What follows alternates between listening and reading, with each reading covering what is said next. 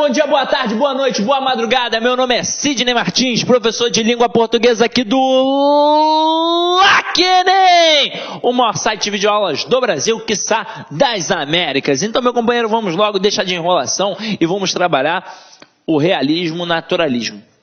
Para mim, uma das épocas mais interessantes da literatura. É óbvio que você vai falar, ué, mas não foi o modernismo, Sidney? O modernismo não é muito rico? Realmente, o modernismo é muito rico. Porém, nesta época nós tivemos um cara sensacional. Machado de Assis, para mim, o maior escritor de todos os tempos. E talvez não só para mim, mas para muitos professores e para muitos leitores. Então o cara é sensacional, nós vamos trabalhá-lo nesta aula. Então essa aula é uma aula, pesada, porque além da parte do realismo, nós também vamos trabalhar o naturalismo, que foi algo muito interessante para a nossa literatura também. Então vamos lá, vamos parar de enrolação e vamos direto ao ponto. Olha aqui, o realismo é uma reação contra o romantismo. O romantismo era a apoteose do sentimento. O realismo é a anatomia do caráter, é a crítica do homem, é a arte que nos pinta a nossos próprios olhos para condenar o que houve de mal na nossa sociedade. Só que, como eu falei a vocês no final da aula passada, a terceira geração do romantismo já era uma base para a entrada do realismo. Agora, é óbvio que aquela primeira geração e aquela segunda geração, pensando em ambientes reais, não tinha nada a ver. Ou seja, era um texto simplesmente para serem apreciados. Agora, com uma visão mais real e mais engajada, é óbvio que não tinha como. E o realismo vem para quê? Vem para dar paulada nisso daí, mas é paulada mesmo. Então olha só, o realismo surge no século XIX em reação ao romantismo e se desenvolve com base na observação da realidade, na razão e na ciência. Surgido na França, sua influência se estende a numerosos países europeus. Aparece no momento em que ocorrem as primeiras lutas sociais, sendo também objeto de ação contra o capitalismo progressivamente mais dominador. Em relação ao romantismo, trata-se da reação contra suas idealizações da paixão amorosa, bem como um crescente respeito pelo fato empiricamente provado, pelas ciências exatas e experimentais e pelo progresso técnico. É a transição do romantismo para o realismo, uma mudança do belo e ideal para o real e objetivo. Acompanhe aqui comigo como era a sociedade. Os escritores realistas desejavam retratar o homem e a sociedade da forma como ela é. Era preciso mostrar o cotidiano massacrante, o amor adúltero, a falsidade e o egoísmo humano, a impotência do homem comum diante dos poderes. E eu estou sentindo que isso daqui é bem presente da nossa vida hoje em dia, hein? Por isso possui um forte poder de crítica, porém sem subjetividade. A crítica é coletiva. Grandes escritores realistas descrevem o que está errado de forma natural. Por exemplo, se um autor deseja criticar a postura da Igreja Católica, escreverá histórias que envolvam a Igreja Católica, de forma a inserir nelas o que eles julgam a ser a Igreja Católica e como as pessoas reagem a ela. Em lugar do egocentrismo romântico, verifica-se um enorme interesse em descrever, analisar e criticar a realidade. A visão realista procura ser objetiva, fiel, sem distorções. Em lugar de fugir à realidade, procura apontar falhas como forma de estimular a mudança das instituições e dos comportamentos humanos. Em lugar de heróis, surgem pessoas comuns cheias de problemas e limitações. Então aqui não é como o romântico que dizia sofrer e estar cheio de agonia e que buscava a morte. Aqui o camarada vai criticar sim, mas ele vai criticar com o intuito de melhorar. E é por isso que a gente faz isso hoje em dia. A crítica, e é crítica em qualquer circunstância. Não vamos pensar numa crítica social não. Vamos pensar numa crítica literária, A crítica literária é para o autor escrever melhor. A crítica cinematográfica é para que as obras cinematográficas sejam melhores. Então, crítica construtiva é sempre para isso. E a crítica era para isso, para melhorar o ambiente da época. Agora, acompanha aqui comigo, ó. O realismo e Gustave Flaubert. Na Europa, o realismo teve início com a publicação do romance Madame Bovary, em 1857, de Gustave Flaubert. Tem um filme, Madame Bovary. Ele, se você não quiser fazer a leitura do livro, o filme expressa muito bem o que o livro tentou fazer. Podem assistir a esse filme, que eu garanto que vocês vão ter uma noção total de como era a concepção que o Gustave Flaubert tentou implementar. Ele tentou, na verdade, criticar a concepção do romantismo. Então, olha aqui. Madame Bovary resultou num escândalo ao ser publicado em 1857. Quando o livro foi lançado, houve na França um grande interesse pelo romance, por ter levado seu autor a julgamento. Parceiro. Levado aos tribunais, Flaubert utilizou a famosa frase: Emma Bovary, c'est moi. Emma Bovary, sou eu.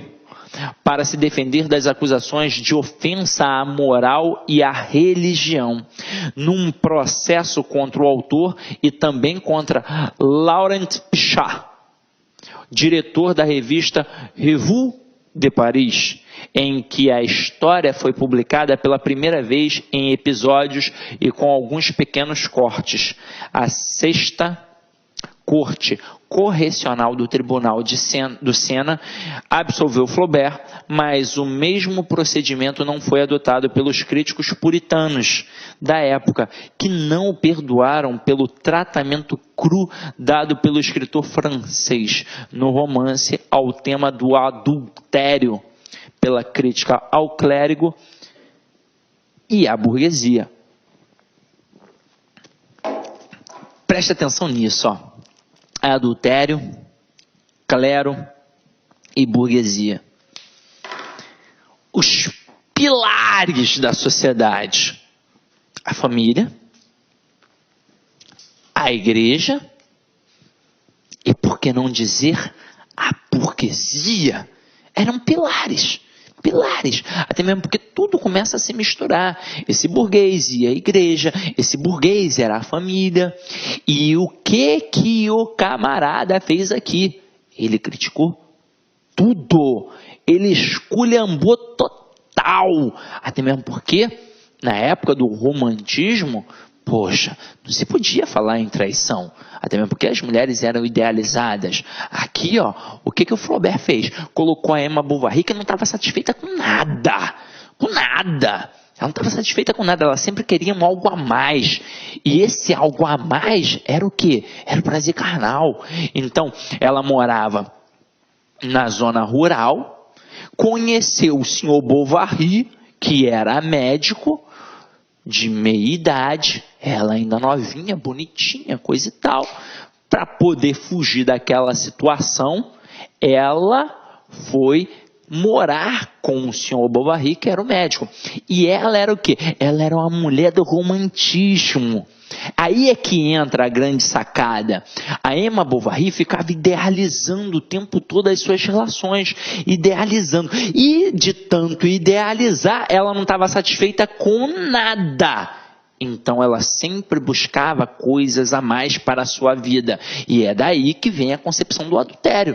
Porque ela não estava satisfeita também depois com o marido. Ela enjoava rápido das coisas. Porque ela ficava sempre o quê? Idealizando. E aí nesse momento ela começa a trair seu marido. E a trair mesmo. Sabe? A parada é escrachada.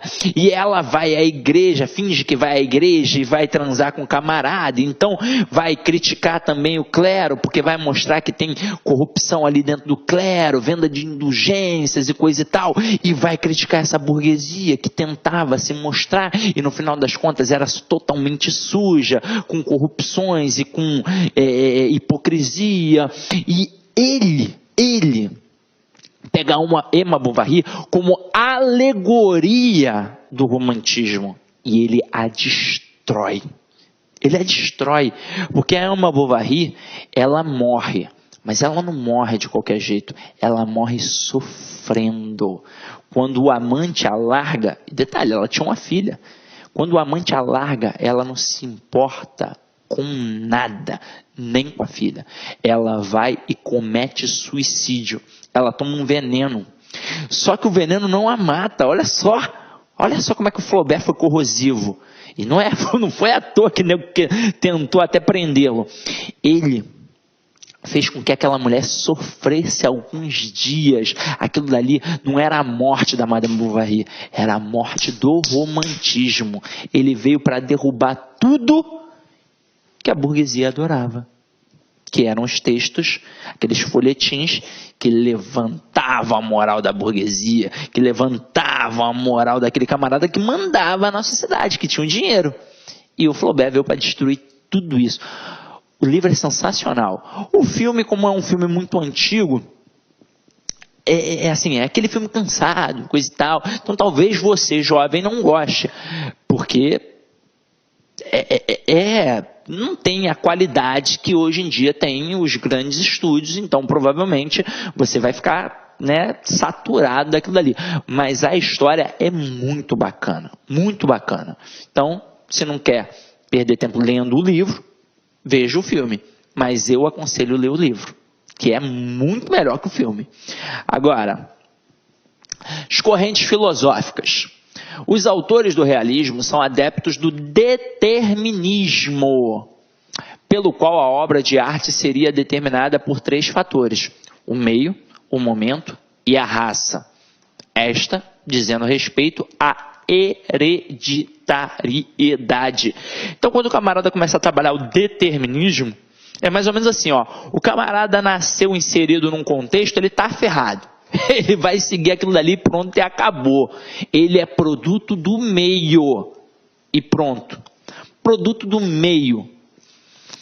O avanço das ciências no século XIX tem grande influência principalmente sobre os naturalistas. Daí falar-se em cientificismo nas obras desse período.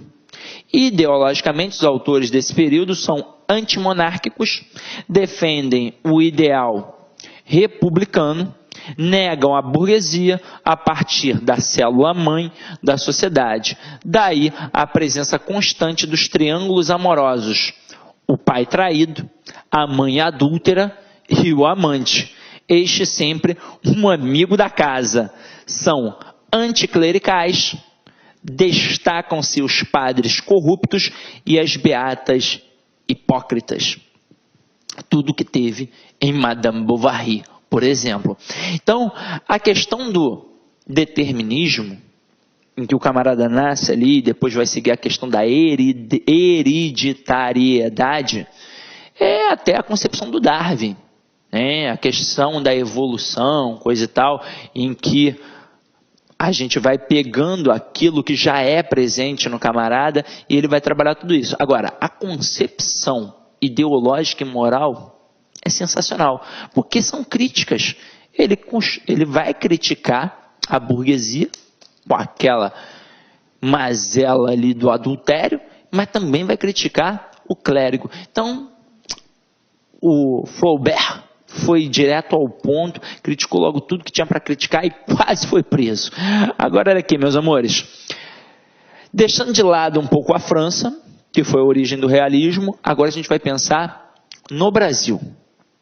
E agora vocês vão ver como a literatura brasileira teve um salto que realmente vige até hoje, porque é uma literatura atemporal. Então se liga só, o romance realista é uma narrativa mais preocupada com a análise psicológica, fazendo crítica à sociedade a partir do comportamento de determinados personagens.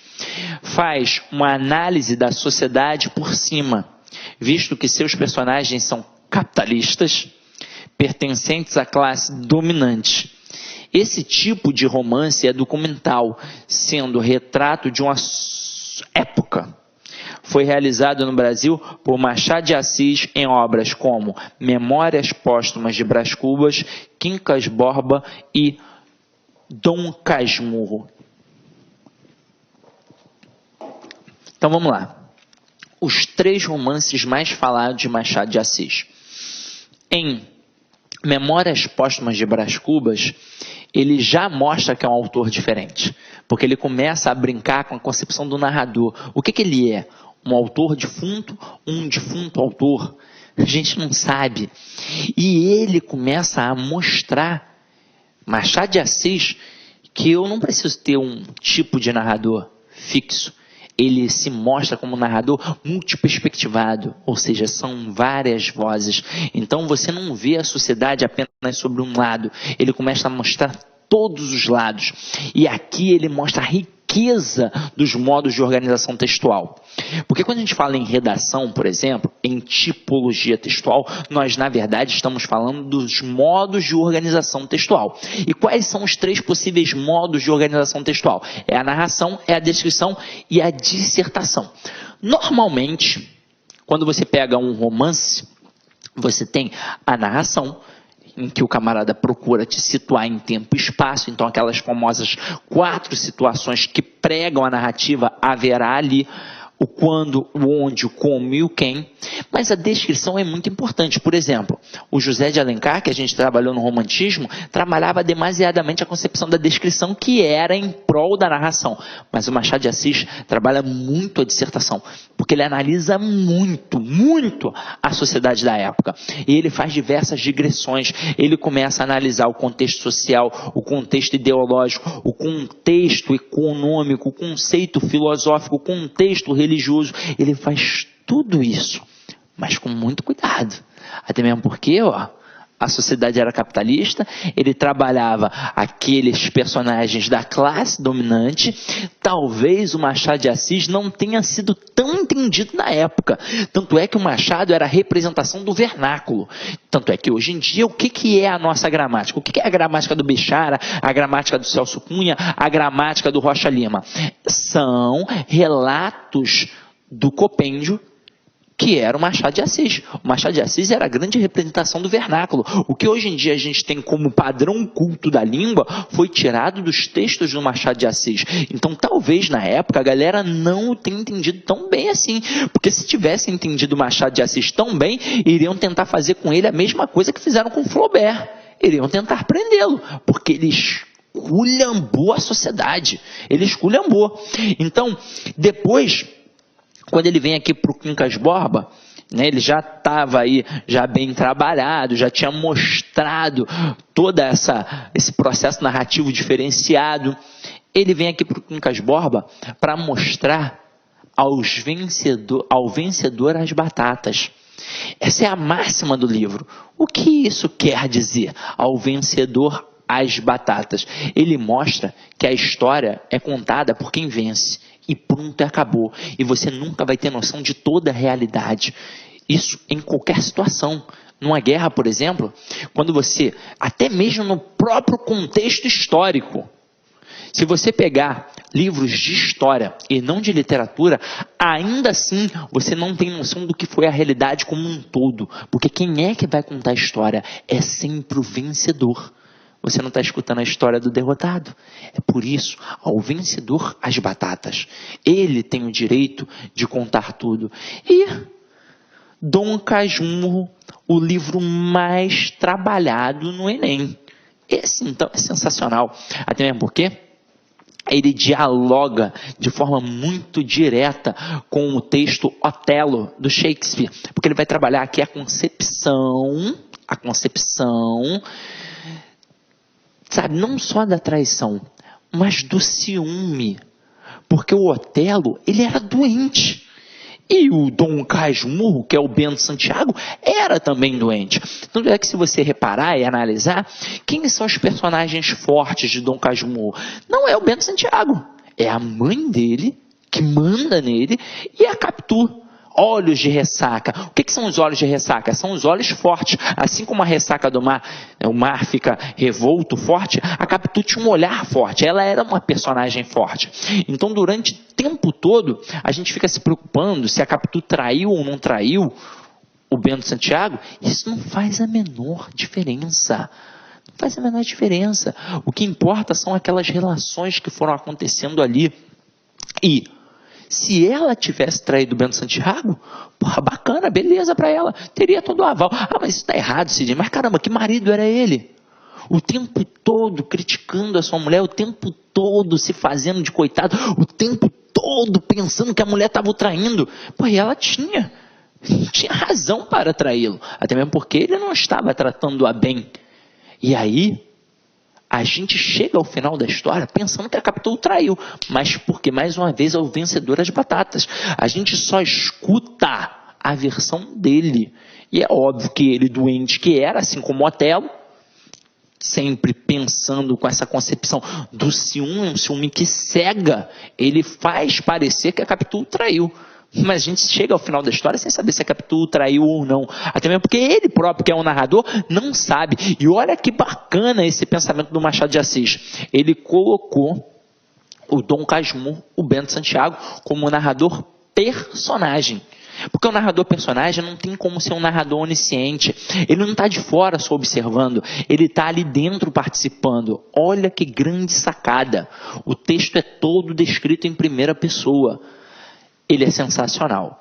É um livro que cai muito. E aí é o seguinte. Quando a gente pensa no Machado de Assis, é óbvio que tem uma limitação temporal. Então a gente pensa no Machado de Assis, num primeiro momento, como um autor realista. Mas os vestibulares e o próprio Enem já começaram a ter uma visão muito maior. Porque não tem como eu limitar esse camarada com a concepção realista. Ele tem traços realistas? Ele tem traços realistas, mas ele vai muito além. O Machado de Assis vai depender. Ele é o quê? Depende. Depende do texto, depende da época, depende do momento. Porque ele é atemporal, completamente. O Machado de Assis, ele chega a ser mais contemporâneo que os autores contemporâneos, pela questão da invenção, o invencionamento. Ele criou coisas que até então não existiam e que hoje em dia os autores, mesmo com todo esse conhecimento que nós temos hoje, às vezes também não conseguem, porque é muito difícil ser um Machado de Assis, até mesmo porque ele não era só um escritor, ele era um crítico literário. Então ele tinha total concepção do que era do fazer poético. Ele tinha essa concepção. Então é óbvio que ele tentava implantar aquilo dali em seus textos. Então Machado de Assis, ele vai trabalhar uma visão multiperspectivada, acabou aquela concepção maniqueísta, ele começa a mostrar que o bem e o mal começam a coexistir dentro dos personagens, ele vai mostrar uma sociedade de forma corrosiva, uma sociedade que tem mazelas, que tem problemas até no seu alto padrão, que é da classe dominante. Poxa, ele é sensacional.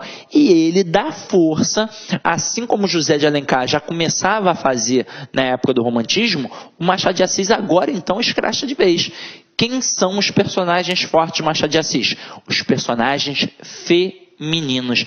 E aí é mais uma crítica à sociedade patriarcalista e machista. Então Machado de Assis será sempre um grande escritor, talvez o maior de todos os tempos aqui no Brasil. Beleza? Então vamos lá, ó. Vamos traçar um paralelo aqui entre o realismo e o romantismo. Realismo, distanciamento do narrador. Romantismo, narrador em primeira pessoa. Só que aí é o seguinte, por que aqui o narrador é sempre em primeira pessoa? Pela questão da subjetividade. Aqui a gente já começa a ter um distanciamento. Mas a grande sacada do Machado no Dom Casmurro foi propriamente colocar o camarada como narrador em primeira pessoa. Mas por que a intenção do realismo como um todo era colocar um narrador observador? Para simplesmente ter noção de tudo o que estava acontecendo e trabalhar a concepção do coletivo, inclusive as alegorias que foi trabalhado lá no Madame Bovary pelo Flaubert, muito bem feito, que é a própria morte do romantismo. Ele valoriza o que é, o realismo faz isso, O romantismo valoriza o que idealiza e sente, ou seja, aquilo que ele não toca. Aqui é valorizado o que é. Crítica direta. E o romantismo faz uma crítica indireta. Então aqui não tem mais preocupação com nada. Aqui, vamos criticar diretamente, pronto, e acabou. Porque o objetivo é uma melhoria da sociedade. Objetividade, enquanto o realismo, sentimentos à flor da pele, ou seja, subjetividade total. Realismo, textos às vezes sem censura. E no romantismo, textos geralmente respeitosos. Realismo, imagens sem fantasias, reais. E no romantismo, imagens fantasiadas, perfeitas, as virgens. Realismo, aversão ao amor platônico. E romantismo, amores platônicos. Então o romantismo e o realismo são completamente antagônicos. O realismo veio exatamente para destruir a visão romântica. Agora, acompanha aqui comigo o movimento literário do naturalismo, que se confunde com o realismo. É óbvio, tem um ou outro elemento para a gente poder analisar de forma distinta.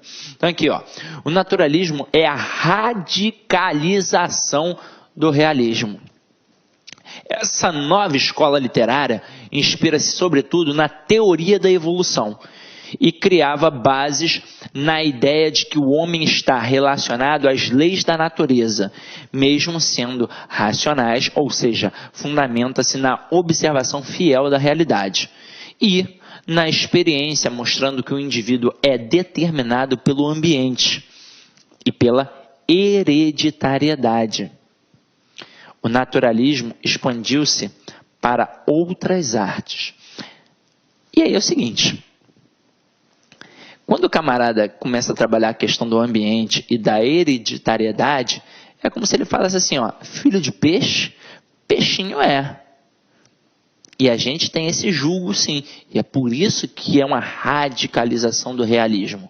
Porque ele radicaliza mesmo. Então vem aqui comigo, vamos ver os romances naturalistas. Tem um que é maravilhoso. Maravilhoso, o Curtiço. Se passa aqui perto. A gente aqui, o nosso estúdio é no Leme. E o Curtiço é em Botafogo. Até porque a Zona Sul, hoje em dia é muito bonita, né? Está para praia, coisa e tal. Enormes prédios, tudo muito bonito. Mas antigamente a Zona Sul era cheia de cortiços. Hoje em dia que está, né? O que era o centro do Rio, era ali, a Tijuca, era São Cristóvão, isso era o centro do Rio. Aqui não era o centro, aqui não era ainda, aqui era cheio de cortiços. Agora não, agora a Zona Sul que é elite, coisa e tal, blá blá blá, beleza, mas antigamente cheio de cortiços. Então o cortiço passava em Botafogo. Mas deixa isso para lá, daqui a pouco a gente vai ver. A narrativa é marcada pela análise social, a partir dos grupos humanos marginalizados, valorizando o coletivo. Como dito, a influência de Darwin é marcante na máxima naturalista, segundo a qual o homem é um animal, deixando-se levar pelos instintos naturais, que não podem ser reprimidos pela moral da classe dominante.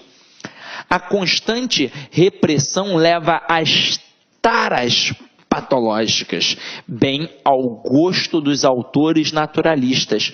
Os romances são mais ousados, apresentando descrições minuciosas de atos sexuais, tocando até em temas como a homossexualidade, que hoje em dia ainda é tabu, e o camarada já trabalhou em 1800, meu companheiro. Então, vamos à nossa brincadeira aqui,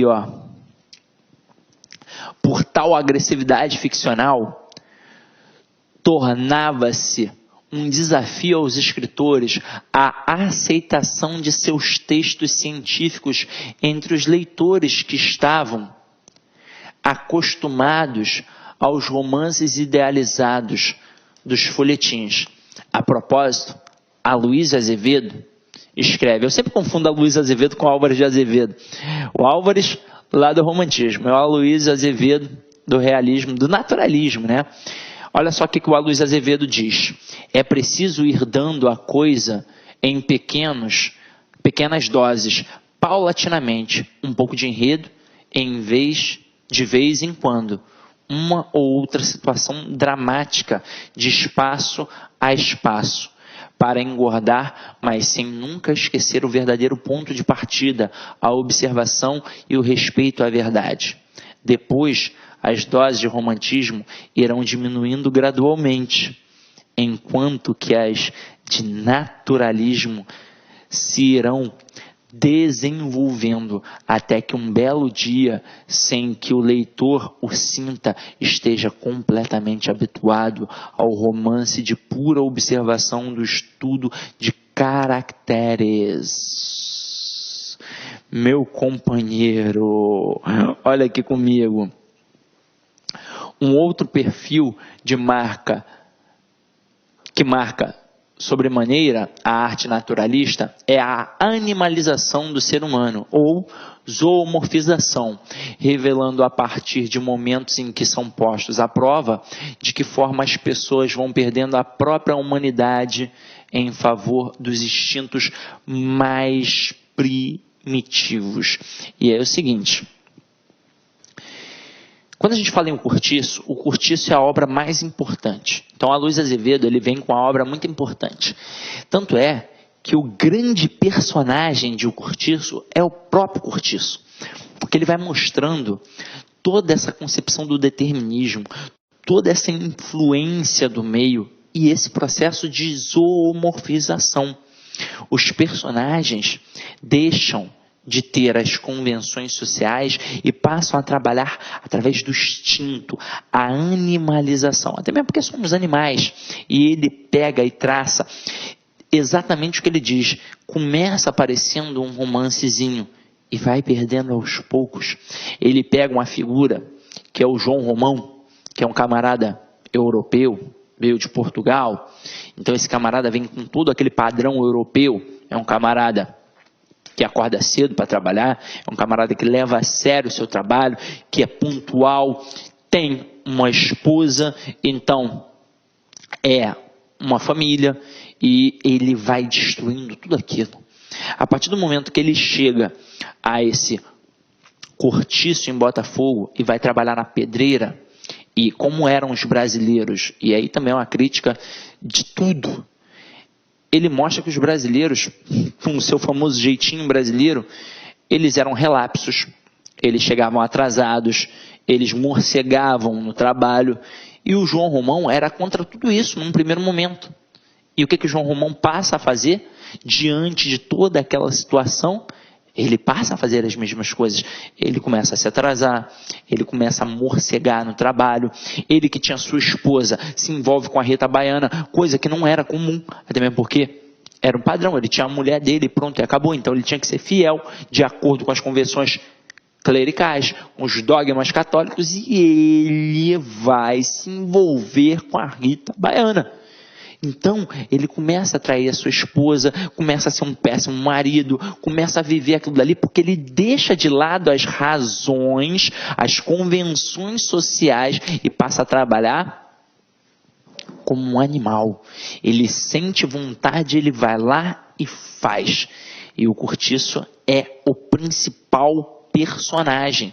Ele toma vida, e ele começa a trabalhar não só isso, mas ele trabalha a questão da prostituição com a pombinha, ele trabalha a questão da homossexualidade, tudo isso num único texto. Pô, se alguém pegasse e fizesse esse livro uma novela, hoje em dia na Globo, caraca, seria sensacional.